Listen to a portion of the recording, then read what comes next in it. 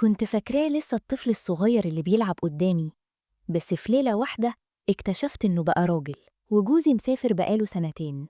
والشيطان شاطر، بدأت أتدلع عليه وهو كمان كأنه كان محروم ونفسه يجرب الحاجات دي، وابتدى ياخدني في حضنه. أهلا بيكم في قناة حكايات هند. النهاردة معانا حكاية جديدة وأتمنى تعجبكم.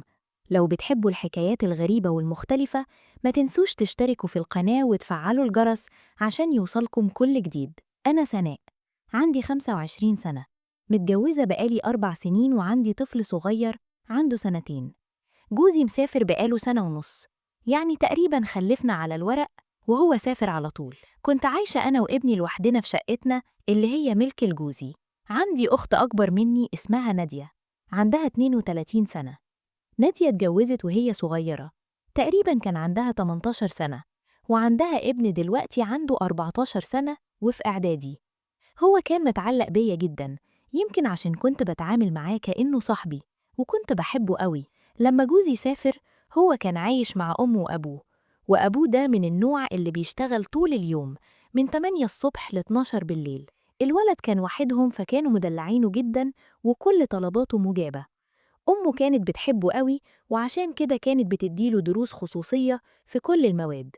بس للأسف درجاته في إعدادي ما كانتش حلوة خالص. لما أبوه عرف إنه جاب درجات وحشة ضربوه، وأمه كمان قررت تعاقبه فمنعت عنه المصروف وكل الحاجات اللي كان متعود عليها. طبعا لما نادية كلمتني وقالت لي اللي حصل أنا بصراحة اتضايقت جدا. كنت شايفاه شاطر ومجتهد وكان المفروض يجيب مجموع عالي عشان يدخل كلية كويسة، لكن الفترة الأخيرة كان بيقضي وقت طويل مع أصحابه، يسهر كتير ويخرج، وكان مهمل جدا في المذاكرة. الصراحة شكيت إنه ممكن يكون بيعمل حاجات مش كويسة، يمكن حتى بيشرب حاجة، الله أعلم. فكلمت مامتي وقلت لها خلاص ابعتيه يقعد عندي كام يوم وأنا هحاول أتكلم معاه وأعقله. لما جه لاحظت إنه كان قريب مني جدا، وكان بيناديني باسمي هدير من غير ما يقول خالتي ولا حاجة. أنا كمان كنت بتعامل معاه كأنه صاحبي مش ابن أختي. كنت بحكي له حاجات كتير وهو كمان كان بيحكي لي. مثلا كان يقول إنه معجب ببنت في الدرس وعايز يرتبط بيها، أو يحكي عن المشاكل اللي بتحصل بينهم، وأنا كنت بحاول أساعده وأحل المشاكل دي. حتى لما كان يزعل منها أكلمها وصالحهم. لما جه قعد عندي حاولت أتكلم معاه بهدوء وأفهمه إنه لازم يهتم بمستقبله، لكن الصراحة كان رافض تماماً أي نصايح، وكان بيتعامل معايا كأنه بياخدني على قد عقلي. فقلت لنفسي بلاش أضغط عليه، هو كده كده قاعد عندي وهنلاقي فرصة نتكلم ونوصل لحل. مع الوقت كنا بنسهر مع بعض نتفرج على مسلسلات وأفلام، وكل يوم كنت بنيم ابني الصغير حوالي الساعة 10 بالليل. وبعد ما ينام كنت بطلع أقعد مع ابن أختي في السهرة نضحك ونهزر، لأنني بصراحة كنت متعلقة بيه جدا. هو شاب لذيذ وأمور، وكنت بحبه كأنه صاحبي وفي نفس الوقت كابن أختي وأول فرحتنا، فكان له معزة خاصة جدا عندي. كل يوم كنت بحاول أتكلم معاه شوية، أحياناً يقبل الكلام وأحياناً يتعصب أو يصدني. مع الوقت حسيت إنه مش صغير زي ما كنت شايفاه، بقى راجل في نظر نفسه ومش عايز حد يقوله إيه الصح وإيه الغلط. عرفت إن ده طبيعي في سن المراهقة، سن صعب جدا وبيبقى محتاج طريقة تعامل مختلفة، خصوصاً لما الأب يكون قاسي. وزي ما قلتلكم أبوه كان شديد جدا معاه، زعقله ومد إيده عليه، وده خلاه مش قادر يتحمل. قعد معايا أسبوع وأنا كنت عايزة أرجعه البيت عشان يركز في مذاكرته ويشوف مستقبله، لكن هو كان رافض تماماً يرجع. الصراحة أنا كمان كنت عاوزاه يقعد عندي لأن وجوده كان مريحني، بس في نفس الوقت كنت عارفة إنه محتاج يرجع لحياته الطبيعية ويبدأ يركز على مستقبله.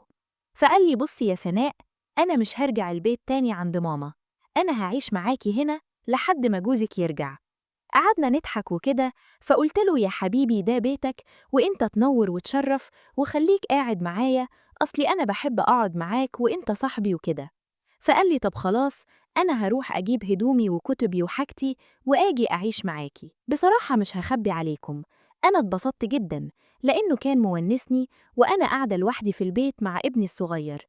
كنا بنحكي مع بعض والوقت كان بيعدي بسرعة، مش زي لما كنت قاعدة لوحدي. وفعلا راح وجاب هدومه وكتبه وكل حاجته، حطهم في شنطة وجه قال لي خدي حطيهم في الدولاب، وأنا حطيتهم في الدولاب وخلاص بقى عايش معايا. بقينا ناكل مع بعض ونشرب مع بعض وكل حاجة. ولما يجي وقت النوم كان بيخش الأوضة التانية ينام، وأنا بنام مع ابني في الأوضة بتاعتي. قعد معايا حوالي شهر، وبعدين كان غصب عني أحياناً ألبس لبس مكشوف أو قصير بسبب الحر. وأنا بطبيعتي شكلي جميل وجسمي متناسق ولطيف. في يوم وأنا بجهز الغدا لقيته دخل ورايا المطبخ وحاول يقرب مني. استغربت جدا، لكنه عمل نفسه كأنه مش قاصد. بس أنا حسيت بحاجة غريبة. حسيت إنه كبر وبقى راجل في نظر نفسه، ومش عايز حد يقوله إيه الصح وإيه الغلط. عرفت إن ده طبيعي في سن المراهقة، سن صعب جدا، وبيبقى محتاج طريقة تعامل مختلفة، خصوصا لما الأب يكون قاسي. وزي ما قلتلكم، أبوه كان شديد جدا معاه، زعقله ومد إيده عليه، وده خلاه مش قادر يتحمل. قعد معايا أسبوع، وأنا كنت عايزة أرجعه البيت عشان يركز في مذاكرته ويشوف مستقبله، لكن هو كان رافض تماماً يرجع.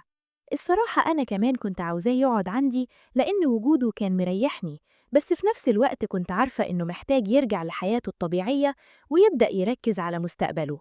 فقال لي بصي يا سناء، أنا مش هرجع البيت تاني عند ماما، أنا هعيش معاكي هنا لحد ما جوزك يرجع.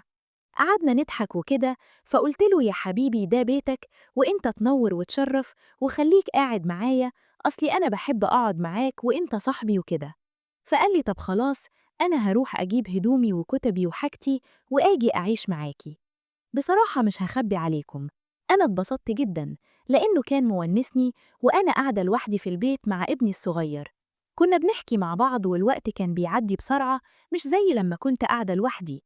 وفعلا راح وجاب هدومه وكتبه وكل حاجته، حطهم في شنطة، وجه قال لي خدي حطيهم في الدولاب، وأنا حطيتهم في الدولاب وخلاص بقى عايش معايا.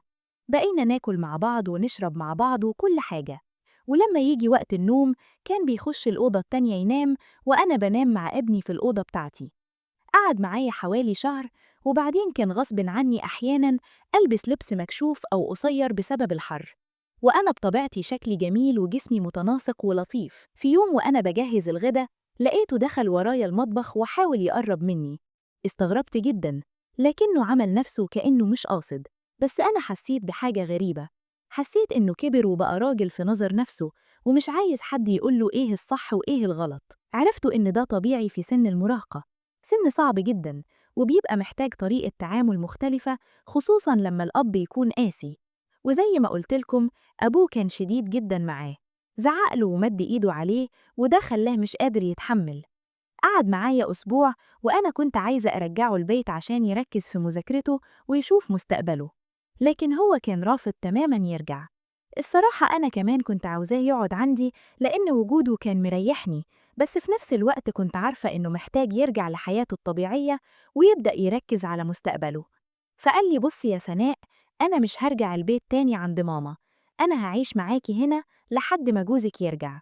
قعدنا نضحك وكده، فقلت له يا حبيبي ده بيتك، وإنت تنور وتشرف، وخليك قاعد معايا، أصلي أنا بحب أقعد معاك وإنت صاحبي وكده.